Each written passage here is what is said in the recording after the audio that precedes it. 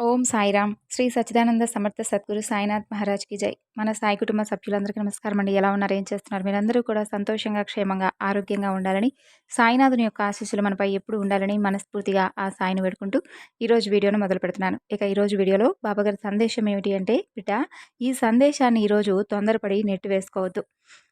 ఈ జూన్ నెల 9వ తేదీన నీ జీవితంలో ఉన్నటువంటి కష్టాలకు ఒక ముగింపు పలికేటటువంటి మంచి శుభవార్తను ఈరోజు బాబా నీకు తెలియజేయబోతున్నాడంటున్నారు. మరి బాబాగారి సందేశంలో ఉన్నటువంటి పరమార్థం ఏమిటో తప్పకుండా తెలుసుకుందామండి. అంతకన్నా ముందు మన ఛానల్ని ఎవరైతే కొత్తగా ఇప్పుడే చూస్తున్నారో ఛానల్ను సబ్స్క్రైబ్ చేసుకొని వీడియో మీకు నచ్చితే లైక్ చేసి సపోర్ట్ చేయడం మాత్రం మర్చిపోకండి. మరి ఆలస్యం చేయకుండా బాబాగారి సందేశం గురించి తెలుసుకోబోయే ముందుగా చాలామందికి ఎన్నో సమస్యలు, ఇబ్బందులు ఎదురవుతూ ఉంటాయండి. అంటే ఒక్కొక్కరికి ఒక్కొక్క సమస్య ఉంటుంది కదా. ప్రేమ, పెళ్లి, సంతానం, వ్యాపారం, భార్యాభర్తల మధ్య గొడవలు, ఇలా మీకు ఏ సమస్య ఉన్నా కానీ శ్రీ సాయి భగవతి జ్యోతిష్యాలయం గురువుగారు మీరు ఉన్న చోటనే ఫోన్ ద్వారా మీకు ఒక చక్కని సరైనటువంటి మంచి పరిష్కార మార్గాన్ని తెలియజేస్తారు.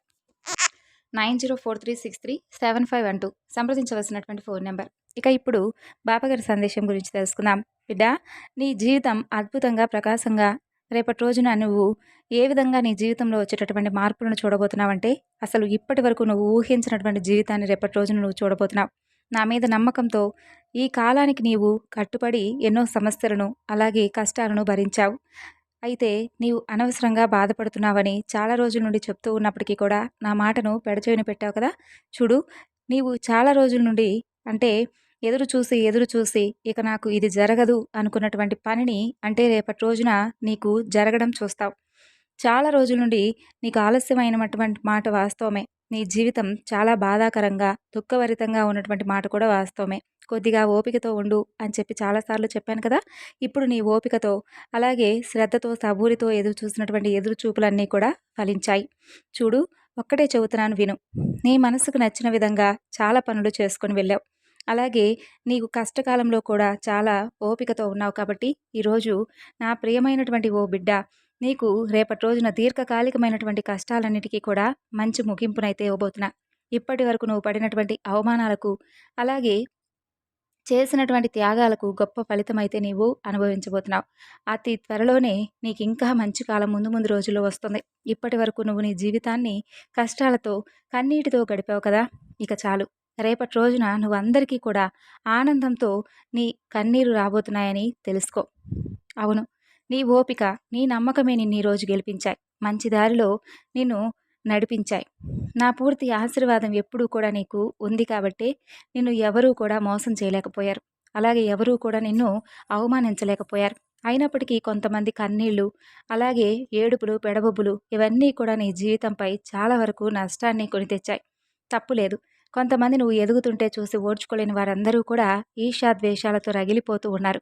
అలాంటి వారికి సరైనటువంటి సమాధానం రేపటి రోజున నువ్వు ఇవ్వబోతున్నావు. చూడు, నీకు నచ్చినటువంటి మంచి శుభవార్తను రేపటి రోజున నీ జీవితంలో నువ్వు వినబోతున్నావు. అది కూడా ధైర్యంతో నీకు అండగా, తోడుగా ఉన్నటువంటి నీ సాయి ఏదో ఒక రూపంలో ఒక వ్యక్తి ద్వారా మీ కుటుంబ సభ్యులతో ఆ శుభవార్తను నీ చెవిన వేస్తారు. చూడు, ఎవ్వరూ ఏ సహాయం చేయకపోయినా పర్వాలేదు, ఎవరూ నేను దగ్గరకు తీయకపోయినా పర్వాలేదు, అలా దిగులుగా కూర్చొని నువ్వు బాధపడుతున్నప్పుడు కనీసం మాట సలహా కానీ లేదంటే ఏదైనా కానీ సహాయం అందించిన వారు ఎవ్వరూ లేరు. ఈరోజు నువ్వేమిటో అలాగే నీ యొక్క గొప్పతనం ఏమిటనేది లోకానికి తప్పకుండా చాటించేలా నీ ద్వారా నిరూపిస్తాను. కేవలం ఒకే ఒక్కరోజు ఎదురు చూస్తూ ఉండు. నీ జీవితం ఎంత అద్భుతంగా మారబోతుందో. మంచి కాలం ఆసన్నమైందని చెప్పి నీకొక మంచి శుభ సంకేతం అయితే రేపటి రోజున వస్తుంది. ఇది సత్యవాక్కుగా గుర్తుపెట్టుకో. నేను చెప్పినవన్నీ చెప్పినట్లుగా తప్పకుండా జరిగే తీరుతుంది. ఇక ఇప్పుడున్నటువంటి ఈ లోకంలో నమ్మిన వారి నిన్ను చాలా వరకు మోసం చేశారు కదా. ఈ విషయం గురించి కూడా మాట్లాడతాను. నువ్వు బాధపడుతూ చాలా రోజుల నుండి నిన్నెవరైతే నీ జీవితంలో మోసం చేశారో వారి గురించి కూడా పూర్తిగా మర్చిపోయావు. ఇక నీవు నా వాళ్ళు అని చెప్పి గట్టిగా నమ్మినటువంటి వాళ్ళే నీకు అన్యాయం చేశారని నాకు తెలుసు. ఇక స్వయంగా వాళ్ళ వల్లే నువ్వు ఎన్నో రకాల జీవితంలో సమస్యలను ఎదుర్కొన్నావని కూడా తెలుసు. బాబా, ఇక వాళ్ళ వల్లే నా కుటుంబంలో ఎన్నో సమస్యలు వస్తున్నాయి. సంతోషంగా ఉన్నటువంటి నా కుటుంబం అంతా కూడా చెల్లాచెదురైపోయింది బాబా. నేనేం చెయ్యాలి? నేను నమ్మినటువంటి మనుషులే ఎందుకిలా నా బంధాలకు నాకు విభేదాలు సృష్టించేలా చేశారు. అలాగే నా బంధాలను నాకు దూరం చేశారు. అలాగే ఈ కష్టాలు, సమస్యలు, దూరం, బాధలు ఇవన్నీ కూడా నా బంధం ద్వారా నేను పొందుతున్నానంటే కేవలం కొంతమంది నేను నమ్మినటువంటి వ్యక్తులే. ఎందుకు బాబా ఇలా నా జీవితాన్ని సంతోషంగా లేకుండా చేస్తావని చెప్పి చాలా రోజులుగా బాధపడ్డావు కదా! నిన్ను అతిగా ఎవరు నమ్మమన్నారు చెప్పు? చూడు, అతి ప్రేమ, అతి నమ్మకం, అతి అనేది ఎక్కడా కూడా నెగ్గలేదు. కాబట్టి ఎవరికీ కూడా నీవు తల వంచకుండా ఉన్నటువంటి నీవు కొంతమంది వ్యక్తులను నమ్మి పూర్తిగా మోసపోయావు. ఆ వ్యక్తులు నీకు చేసినటువంటి నమ్మక ద్రోహం అంతా ఇంతా కాదు. నీవు తలదించుకునేలాగా కూడా కొన్ని సందర్భాల్లో చేశారు. నువ్వేదైతే చేయాలనుకున్నావో, అందులో నీకెక్కడ గెలుపు వస్తుందో, ఎక్కడ నువ్వు సంతోషంగా ఉంటావోనని చెప్పి ఓర్వలేనటువంటి కొన్ని కళ్ళు నిన్ను చాలా వరకు ఏడిపించేశాయి. అయితే నువ్వేమీ బాధపడనవసరం లేదు. తప్పకుండా నీ బంధాలు, నీ బంధుత్వాలు, నీకు దూరమైన వారందరూ కూడా నీ గురించి, నీ మనస్తత్వం గురించి అర్థం చేసుకొని నీకు దగ్గరవుతారు. అలాగే నువ్వు ఎప్పుడూ కూడా కోరుకుంటున్నటువంటి నీ కోరికలు ఫలిస్తాయి. ఇక నా దగ్గర నువ్వు పెట్టినటువంటి ప్రార్థనలన్నీ కూడా రేపటి రోజున నీవు ఫలించడం చూస్తావు. నీ జీవితాన్ని ఆనందంగా నీవు గడపబోతున్నావు. దేని గురించి కూడా ఇక ఆలోచించవద్దు. నిశ్చలంగా, ప్రశాంతంగా అలా కూర్చొని చూస్తూ ఉండు. రేపటి రోజున నీకు జరగబోతున్నటువంటి అద్భుతాన్ని ఒక్కసారి ఊహ గుర్తు చేసుకొని చూడు. ఎంత ఆనందిస్తావో ఈ క్షణం, ఎంత ధైర్యాన్ని తెచ్చుకుంటావో. బాబా నాకు ఇంత అందమైనటువంటి అవకాశాన్ని ఇస్తున్నాడా అని చెప్పి పదే పదే నీ మనసు నువ్వు ప్రశాంతంగా ఉంచుకుంటావు. హాయిగా ఈ రోజైనా కానీ చాలా రోజులైంది కదా నువ్వు నిద్రపోయి, ఈ రోజైనా ప్రశాంతంగా నిద్రించు. ప్రతి రాత్రి ఎక్కువగా సమయాన్ని వృధా చేస్తున్నావు. ఆలోచనలతో కనీసం సమయానికి నిద్ర కూడా పోకుండా, ఆహారం కూడా తీసుకోకుండా అదే పనిగా ఆలోచనలతో గడిపేస్తున్నావు. ఏ రూపంలో అయినా కానీ రేపటి రోజున నీకు శుభవార్తనైతే అందివ్వబోతున్నాను. ఇది అక్షర సత్యం. నువ్వు అవునన్నా కాదన్నా సరే, ఇదే రేపటి రోజున జరగబోతుంది. నీ జీవితంలో తప్పకుండా మార్పు చూస్తావు రేపటి రోజున. అయితే నీ జీవితంలో గొప్ప మార్పును చూసిన తర్వాత నీ బాబాను మర్చిపోకదు. అలాగే నీ జీవితమే సంతోషమయమైన తర్వాత భగవంతుని ఎప్పుడూ కూడా మర్చిపోకుండా సేవిస్తూ ఉండు. అలాగే నీకెప్పుడూ తోడుగా నేనున్నానని చెప్పి నమ్ముతూ ఉండు. ఎన్ని అవాంతరాలు ఎదురైనా కానీ, లేదంటే ఎన్ని సంతోషాలు వచ్చినా కానీ, ఎప్పుడూ కూడా మనసును నిశ్చలంగా ఒకే విధమైనటువంటి మనసుతో ఆలోచిస్తూ ఉండు.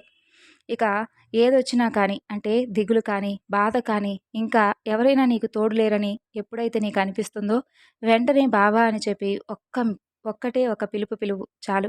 ఎక్కడ ఉన్నా కానీ, సప్త సముద్రాల అవతల ఉన్నా నీ ముందుకు వస్తాను. అది ఏ రూపంలోనైనా సరే తప్పకుండా నీకు మంచి సలహాదారుడుగా కానీ, లేదంటే సహాయం చేసే విధంగానైనా కానీ నీ దగ్గర వాలిపోతాను. నా భక్తులంటే నాకు అంత ప్రేమ. మీ మనసులో ఉన్నటువంటి ఆంతర్యం అంతా కూడా ఈ సాయినాథుడికి కాక మరెవరికి తెలుస్తుంది చెప్పండి? అన్ని అద్భుతాలను మీరు చూస్తున్నారంటే ఇదంతా కూడా మీరు నమ్ముకున్నటువంటి దైవం వల్లే అని చెప్పి మర్చిపోకండి. మీరు పూర్తి నమ్మకంతో ఎలా అయితే ఉంటారో మీ నమ్మకాన్ని వమ్ము చేయకుండా భగవంతుడు కూడా ఎప్పుడూ కూడా మీకు ఆసరాగా, తోడుగా, నీడగా ఉంటాడనేది అక్షర సత్యం. ఇప్పటికైనా కానీ మేలుకో. నీ జీవితంలో ఇప్పటి వరకు ఎన్నో అద్భుతాలను చూసావు. అలాగే ఎన్నో బాధలను చూసావు. అలాగే ఎన్నో సంతోషాలను చూసావు, దుఃఖాలను చూసావు. వీటన్నిటికీ కూడా కారణం నువ్వు చేసుకున్నటువంటి కర్మ ఫలితాలే. నువ్వు మంచి కర్మలు చేసుకుంటే నీకంతా మంచే జరుగుతుంది. చెడు కర్మలు చేసుకుంటే కొన్ని కొన్ని సమస్యలను నువ్వు ఎదుర్కోక తప్పదు. కాబట్టి నువ్వు చేసేటటువంటి పొరపాటే ఒక్కొక్కసారి నిన్ను బాధకు గురి చేసేలా చేస్తుంది. అది ఈ జన్మలోనైనా, పోయిన జన్మలోనైనా, ఏ జన్మలో చేసినవైనా కానీ తప్పకుండా ఇప్పుడు నువ్వు అనుభవిస్తున్నటువంటి జన్మపై అవి ప్రభావం చూపిస్తాయి. కాబట్టి నువ్వు ఏం చేసినా కానీ అది మంచి కర్మ అయితే నిన్ను వెతుక్కుంటూ నీకు మంచి బహుమతి ఇస్తుంది. చెడు కర్మ అయితే చెడు కర్మలాగే అన్ని బాధలు, కష్టాలు నువ్వు అనుభవించాల్సి ఉంటుంది. ఈ విషయాన్ని ఎప్పుడూ కూడా మర్చిపోవద్దు. నీ దారి ఎప్పుడూ కూడా మంచి మార్గంలో ఉంటుంది. ఎందుకంటే భగవంతుని నమ్ముకున్నటువంటి ఏ భక్తుడైనా, ఏ భక్తురాలైనా కానీ వారి మనసును నిశ్చలంగా, ప్రశాంతంగా ఆలోచిస్తారు. ఏ సమస్య వచ్చినా కానీ భగవంతుడి పాదాల దగ్గరే అర్పిస్తారు. కాబట్టి జాగ్రత్తగా ఉండు. చిక్కుల్లో పడాల్సి వచ్చినటువంటి సమస్య నీ దగ్గరకు వచ్చినప్పుడు గంభీరమైనటువంటి స్వరంతో ఆ సమస్యకి ఇలా చెప్పు: ఓ సమస్యలారా, కష్టాలారా, మీరు నన్ను ఎన్ని బాధ పెట్టినా, ఎన్ని తిప్పలకు గురి చేసినా కానీ నాకు నమ్ముకున్నటువంటి నా భగవంతుడు తోడుగా, అండగా నిలబడి ఉన్నాడు. మీరు నన్ను ఏమీ చేయలేరని చెప్పి ఒక్క మాట వారితో చెప్పి ధైర్యంగా నిలబడి చూడు. నీకు ఎంత ధైర్యం వస్తుందో, అలాగే నీలో ఎంత ఆత్మవిశ్వాసం రెట్టింపు అవుతుందో ఇవన్నీ కూడా తెలుసుకొని మసులుకో. ఏ కష్టాలు, సమస్యలు నిన్నేమీ చేయలేవు. నన్ను దాటుకొని అవి నీ దగ్గరకు రాలేవు. కాబట్టి అవి కనిపించినా కానీ నీకలా అవి కేవలం తాత్కాలికంగా మాత్రమే ఉంటాయి. స్థిరంగా నీ దగ్గర ఎప్పుడూ కూడా ఉండవు. ఉండేలా నేను చెయ్యను. అలాంటి తాత్కాలికమైనటువంటి కష్టనష్టాలు ఎప్పుడూ కూడా మిమ్మల్ని బాధిస్తాయే కానీ, మిమ్మల్ని నరకయాతనకు గురిచేసేలా చేయవు. కాబట్టి ఈ విషయాలను తెలుసుకొని కష్టసుఖాలనేవి ప్రతి మనిషికి కూడా సర్వసాధారణమని చెప్పి తెలుసుకోండి. రేపటి రోజున నువ్వు వినబోతున్నటువంటి శుభవార్త నీ ఉద్యోగంలో వచ్చేటటువంటి మార్పు కావచ్చు, ఉద్యోగ అవకాశం కోసం కావచ్చు, లేదా ఇతరత్ర నువ్వు సంబంధించినటువంటి ఏ విషయంలో అయితే నువ్వు నన్ను శుభవార్త కోసం ఎదురు చూస్తున్నానని చెప్పి బాబా అని చెప్పి అడుగుతున్నావో, దానికి సంబంధించినటువంటి శుభవార్త నువ్వు రేపటి రోజున పూర్తిగా వినబోతున్నావు. ముందుగా నీకు శుభాకాంక్షలు తెలియజేస్తున్నాను. సంతోషంగా, ఆనందంగా నీ జీవితాన్ని ముందు ముందు రోజుల్లో ఇంకా అద్భుతంగా గడుపుతావని ఈ సాయి నీ నుండి కోరుకుంటూ సెలవు తీసుకుంటున్నాడు. మరి విన్నారు కదండీ బాబాగారి సందేశం. ఈ సందేశం మీ అందరికీ కూడా నచ్చింది అనుకుంటున్నాను. నచ్చితే తప్పకుండా మరికొంతమందికి తెలియజేయండి. మరొక చక్కని బాబాగారి సందేశంతో మరలా కలుసుకుందాం. అంతవరకు నమస్కారం. ఓం సాయిరాం. సర్వే జనా సుఖినో భవంతు.